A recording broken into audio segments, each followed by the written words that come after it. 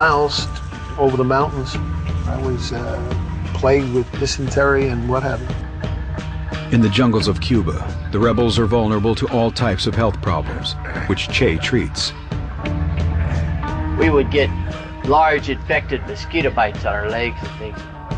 And he would come over and take the scabs off and put sulfate powder on there.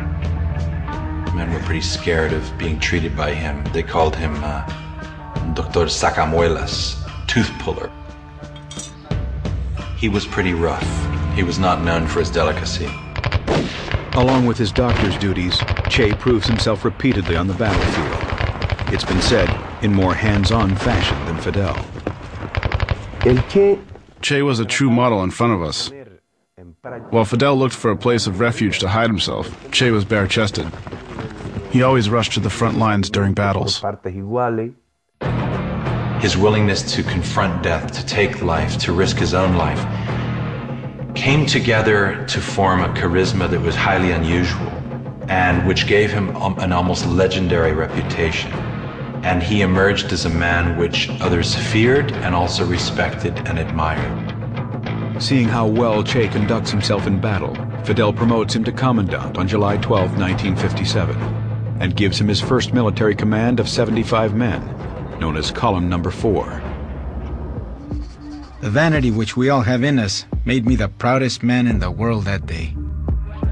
There were those who fell under his leadership and charisma, and particularly very young boys, you have to call them, 15, 16-year-olds.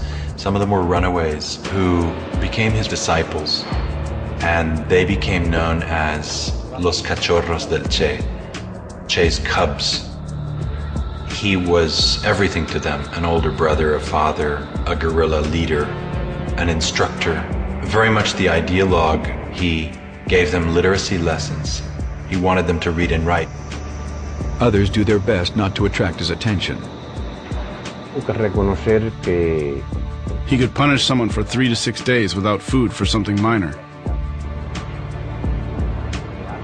This character and furious discipline of his makes me believe it was fear that we had of him. We feared that he would impose upon us a punishment. By October, Che has a new base in La Mesa. With this freedom, Che starts to organize the area, starting an armory, bakery, butcher shop, and even a newspaper called El Cubano Libre.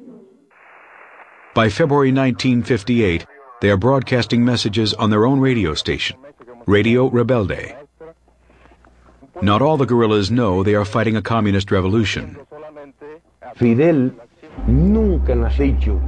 If Fidel had told us that it was a communist movement, all of the recruits would have abandoned him, for sure.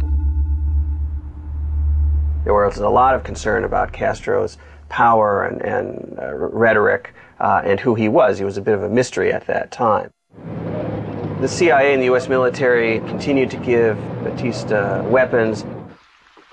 The Sierra Maestra swarms with Batista's troops, yet the rebels maintain the upper hand, having gained enormous support from the local population. Batista's army was on the ropes, and it was to Che that Fidel looked to take the war to the north. After 18 months in the Sierras, it's time to expand the war to the other parts of Cuba. Che Guevara and his column marched 370 miles to Las Villas province, strategically positioned near Santa Clara, Cuba's fourth largest city, just 4 hours from Havana. In late 1958 that he met Aleida March. She was a supporter of the July 26 movement. Aleida had smuggled weapons and messages from the cities to Che's camp.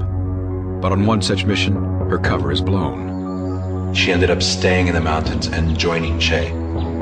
And in the course of the coming weeks, as they left the Escambray to do battle against Batista's army in the towns around Santa Clara, they became lovers. Meanwhile, the guerrilla war intensifies.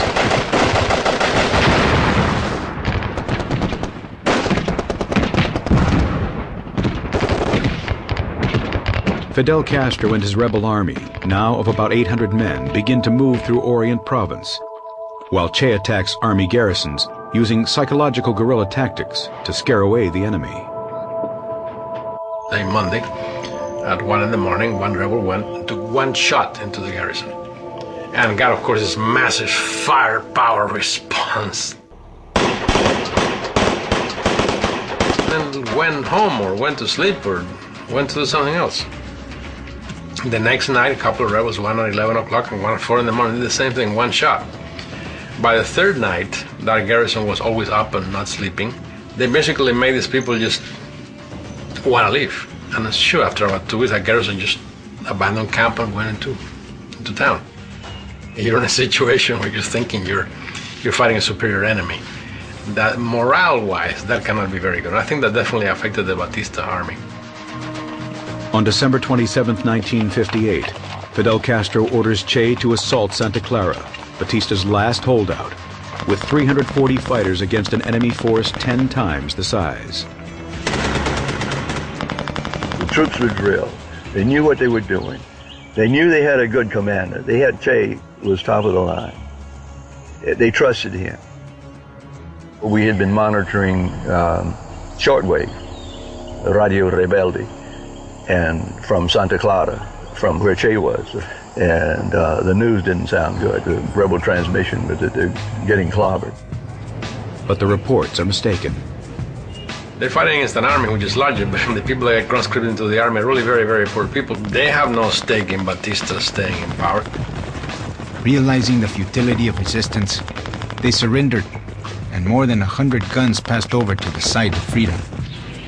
The final blow to Batista's forces come when Che and his men ambush an armored train, bringing reinforcements to Santa Clara.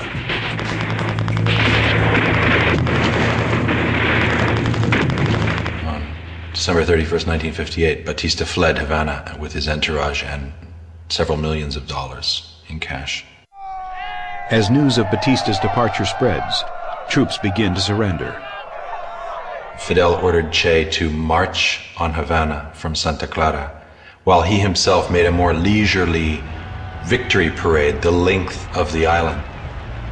32-year-old Fidel Castro and his rebel army arrive in Havana on January 8, 1959.